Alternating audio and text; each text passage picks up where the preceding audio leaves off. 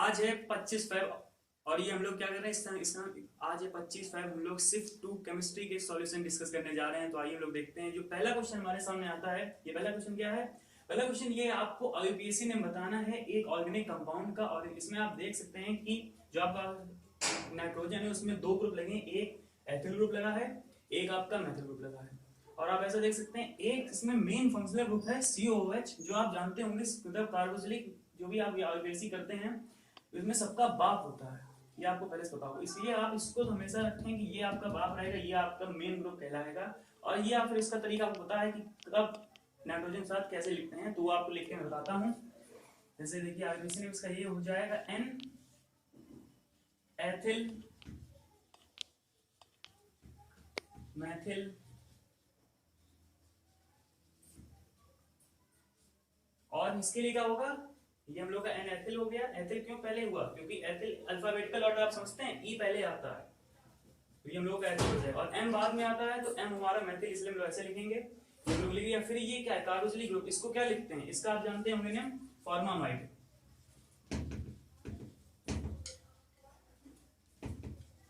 तो आप देख सकते हैं अगर आपके इसमें ऐसा कुछ ऑप्शन होगा जब आप मेंस का एग्जाम दे रहे होंगे, अगर आपने इसको मार्क किया होगा तो आपने पक्का 4 मार्क्स ले लिए होंगे। अगला क्वेश्चन हम लोग का आता है purification of indium is processed bye. तो इसमें आपको बताना है कि जो इंडियम की प्यूरिफिकेशन होती है वो किस मेथड से होती है। अगर आप एनसीईआरटी रीड करते हैं मन से तो आपको इसका ऑप्शन यूं पता चल गया होगा, लेकिन फिर भी आप बताइए इसमें आपने किसको मार्क किया था? फर्स्ट ऑप्शन को, यानी जोन रिफाइनिंग, स्मेल्टिंग, या मॉन्ड प्रोसेस, या वॉन अर्थ। तो इसका सही ऑप्शन है जोन रिफाइनिंग। या पूछेंगे क्यों, तो जोन रिफाइनिंग होती है उसमें सेमी कंडक्टर के लिए जनरली होती है। और जोन रिफाइनिंग मतलब क्या होता है? जोन रिफाइनिंग में ऐसा होता है जो इम्प्योरिटी होती है वो आपकी मोर सॉल्युबल होती है मेल्ट से, यानी इम्प्योरिटी हट जाती है और आपका मेन मेटल क्रिस्टलाइज होकर वहीं पर रुक जाता है। इतना आपको लग गया होगा। तो इसका सही ऑप्शन है जोन रिफाइनिंग। अगला क्वेश्चन हम लोग का आता है थर्ड क्वेश्चन। ये क्या क्वेश्चन कह रहा है हम लोग का? Bond dissociation enthalpy of halogens. अब इसको आपको पक्का आइडिया होगा इसे bond dissociation enthalpy of halogen का। इसमें आपको पता होगा कि जैसे जैसे हम लोग डाउन द ग्रुप जाते हैं, यानी जैसे जैसे साइज इंक्रीज होता है हैलोजन का, उसकी बॉन्ड डिसोसिएशन एंथैल्पी डिक्रीज करती है। तो उसके हिसाब से तो आपको लग रहा होगा इसका ऑप्शन सी पार्ट सही हो जाएगा। लेकिन फॉर योर काइंड इन्फॉर्मेशन आपको बता दूं कि एक एक्सेप्शन है F2 में, क्योंकि F2 आप जानते हैं F2 में इतना रिपल्सन होता है उसके बीच में, इतना ज्यादा रिपल्सन होता है उसके बीच में, तो आपको आइडिया लग जाएगा कि वो उसमें जो एंटी बॉन्डिंग मॉलिक्यूल इलेक्ट्रॉन होते हैं, अगर आपने MOT पढ़ी होगी मॉलिक्यूलर ऑर्बिटल थ्योरी तो आपको बहुत आइडिया होगा, तो उसमें इतना ज्यादा रिपल्सन होता है कि वो जल्दी ब्रेक हो जाता है। तो उसकी बॉन्ड डिसोसिएशन एंथैल्पी है वो Br2 और Cl2 दोनों से कम हो जाती है, लेकिन फिर भी वो I2 से थोड़ी ज्यादा रहती है। तो आपको समझ आएगा इसका ऑप्शन एक्सेप्शन के साथ F2 की वजह से फर्स्ट पार्ट इसका करेक्ट ऑप्शन हो जाता है Cl2, Br2, F2 and then I2। चलिए ठीक। तो फोर्थ क्वेश्चन हम लोग का आता है reaction of ethylene glycol with oxalic acid. तो आप इन दोनों का फॉर्मूला अगर जानते हैं तो आप पक्का ये क्वेश्चन कर देंगे। वैसे आप फॉर्मूला जरूर जानते होंगे, जब जेईई की तैयारी कर रहे हैं तो ये तो हो ही नहीं सकता ना जाने। तो इथिलीन ग्लाइकॉल के क्या होता है फॉर्मूला? इसका फॉर्मूला हम लोग का है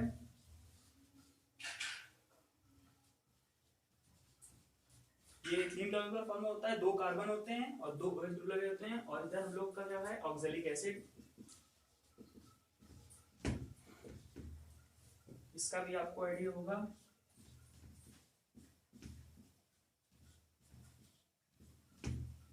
या आपको इनका देख कर समझ आ रहा होगा कि रिएक्शन क्या होगी, फिर भी बता दूं आपको।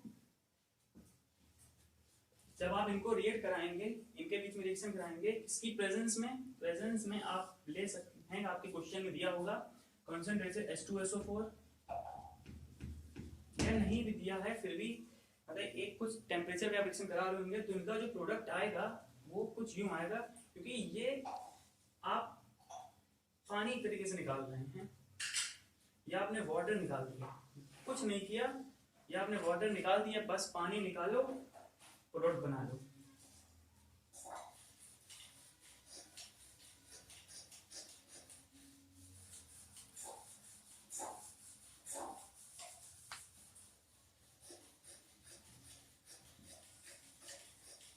तो अगर आपने कुछ किया हो क्वेश्चन तो ये आपका ऑप्शन होगा। तो इसमें कुछ नहीं किया, सिर्फ आपने वाटर रिमूव किया है, कितने 2 H2O के मॉलिक्यूल आपने रिमूव कर दिए और आपका ये प्रोडक्ट बन गया है। एकदम सिंपलेस्ट रिएक्शन एवर जो आप ऑर्गेनिक कह सकते हैं। अगर आपने ये किया तो एकदम सही है।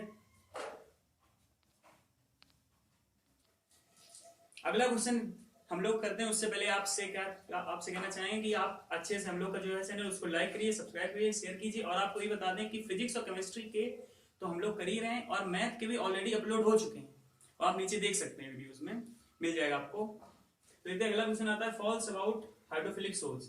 तो पहला क्वेश्चन है, आप इसको रीड कर सकते हैं कि मतलब आपको पता होगा कि जो मतलब हाइड्रोफिलिक सोल्स होते हैं उसमें इनको इलेक्ट्रोलाइट चाहिए होते हैं स्टेबिलिटी के लिए। बिल्कुल सही बात है। अगला होता है कि जो मतलब वो उनमें विस्कोसिटी वाटर की तरीके होती है, ये भी सही है क्योंकि उनकी विस्कोसिटी आप देखा आपने पढ़ा होगा कि उनकी विस्कोसिटी वाटर की टाइप की होती है। फिर अगला क्वेश्चन आता है कि वो रिवर्सिबल नेचर में होते हैं, ये आप बताइए होते हैं कि नहीं होते हैं?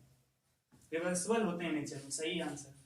और फिर अगला आता है they can not coagulate easily, coagulate होते ही नहीं हो इजिली, तो आपको पता ही होगा कि ये ऑप्शन गलत हो जाएगा। इन शॉर्ट ये आंसर सही हो जाएगा क्योंकि फॉल्स ही पूछा गया था। चलिए सही है। तो ये अगला हम लोग का क्वेश्चन है। ये क्वेश्चन क्या है अगला, एक कोई भी हम लोग को एलिमेंट दिया गया है Z, उसका क्या मतलब जो Z दिया गया उसमें इलेक्ट्रॉन कितने 29 इलेक्ट्रॉन्स हैं। तो आप इसका देख सकते हैं, इसकी जो लास्ट सेल होगी उसमें क्या आएगा 3d9 और 4s2, यानी मतलब 4s2 3d9। आप उसके हिसाब से अरेंज कर सकते हो उनकी एनर्जी के अकॉर्डिंग। तो ये आए 4s2 3d9 से आपको आइडिया लग रहा है कि उसमें एक अनपेयर्ड इलेक्ट्रॉन आपका बन के जरूर आ रहा है। तो n की वैल्यू क्या हो जाएगी 1। अब आपको इसमें पूछा गया मैग्नेटिक मूवमेंट एक्वस मीडियम में। मैग्नेटिक मूवमेंट जो पूछी गई मैग्नेटिक मूवमेंट, उसका फॉर्मूला आपको पता होगा mu is equal to n+2 Bohr magneton. या बताओ, ऐसा हम लोग करते हैं। अब आप n की वैल्यू पता है हम लोग को 1 है, तो उसमें रख दो, बस आ गया 4 नंबर पा लो, म्यू इक्वल टू √3। ये ऑप्शन होगा, मार्क कर दिया, करेक्ट है बिल्कुल 4 नंबर। अगला क्वेश्चन आता है हम लोग का question number 9। A unit cells of Cu lattice of edge length 3.596 angstrom of FCC find density of unit cell in kg meter cube। इसमें आपको पता होगा, एक आपने फॉर्मूला पढ़ा होगा एनसीईआरटी में, आपको मिल जाएगा D is equal to Z into M upon A cube NA। तो इस फॉर्मूले से आपको डेंसिटी निकालनी है। इन्होंने आपको सब दे रखा है, जैसे आपको फॉर्मूले के लिए क्या चाहिए, ये आपका फॉर्मूला होता है D is equal to Z into M upon A cube NA। तो आप देख सकते हैं फॉर्मूले से कि आपको डेंसिटी फाइंड करनी है। पहली चीज ये चीज आपको निकालनी है। और आपको मतलब Z जी क्या होता है, Z आपको मतलब पता होता है FCC है हमारा। तो जो हमारे Z की वैल्यू क्या होगी, FCC में Z की वैल्यू 4 होती है। यहाँ लेकिन अगर BCC होता तो 2 हो जाती है, आपको पता होगा फिर भी। यानी FCC में Z की वैल्यू 4, ये हमको पता चल गई, एक चीज निकल आई। अब दूसरा M क्या होता है, ये होता है हम लोग का एटॉमिक मास उस लेटिस का। वो क्या लेटिस है, वो ये आपका Cu लेटिस है। तो Cu लेटिस का आपको पता होगा एटॉमिक मास क्या होता है Cu का। Cu का एटॉमिक मास होता है 63.1। वही आपका ये आपको हो गया, उसका मास हो गया Cu का। अब अगली चीज आपको आती है A क्यूब। तो A क्यूब क्या होता है, A क्यूब तो वही होता है ना जो एज लेंथ आपकी है उसका क्यूब। तो एज लेंथ को आपको दी गई है, A क्यूब निकाल लेंगे। हमारे पास कैलकुलेटर, हमने आसानी से निकाल ली, आप लेकिन निकाली होगी तो कुछ ये आई होगी, लेकिन आपको तो अपने आप ही निकालनी होगी। फिर भी हम लोग टाइम की कंसिस्टेंसी के लिए ये अभी कर लेते हैं। तुम लोग का A क्यूब ये आपका निकल आके आ गया है, और ये A क्यूब जो निकल गया है 46.500, ये इसकी वैल्यू आप देख सकते हैं। ये हम लोग की इसकी वैल्यू एंगस्ट्रॉम में, एंगस्ट्रॉम क्यूब में। तो अगर आपको इसको मीटर में चेंज करना है तो क्या हो जाएगा, इंटू 10⁻³ मीटर क्यूब। तो ये आपका आ गया। 3 चीजें निकालनी है आपने, ये और Na का तो आपको बचपन से पता है कि एवोगैड्रोस नंबर ये क्या होता है 6.023 इंटू 10⁻23 पर मोल, ये भी आपको पता होगा। अब आपको चारों चीजें आपने निकालनी है। अब आपको क्या करना है, सीधे वैल्यू पुट करेंगे। तो आप डेंसिटी क्या देखेंगे, आप डेंसिटी देखेंगे जब सीधे वैल्यू पुट करेंगे। यानी मैं आपको रख कर दिखा देता हूँ जल्दी से।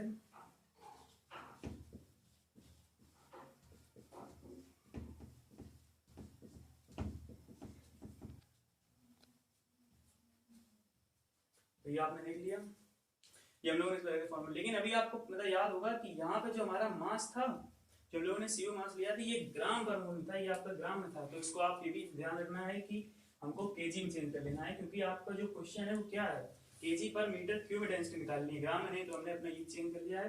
अब आप इसको सॉल्व करेंगे, कैलकुलेशन करेंगे, तो आपको कुछ ऐसा बन के आएगा, ये 0.9012 कुछ और आगे डेसिमल बेसिस से जाएगा इंटू 10 टू द पावर 4, और आपको पता है यूनिट हम लोगों ने पहले चेंज करी है, रखी है केजी पर मीटर क्यूब,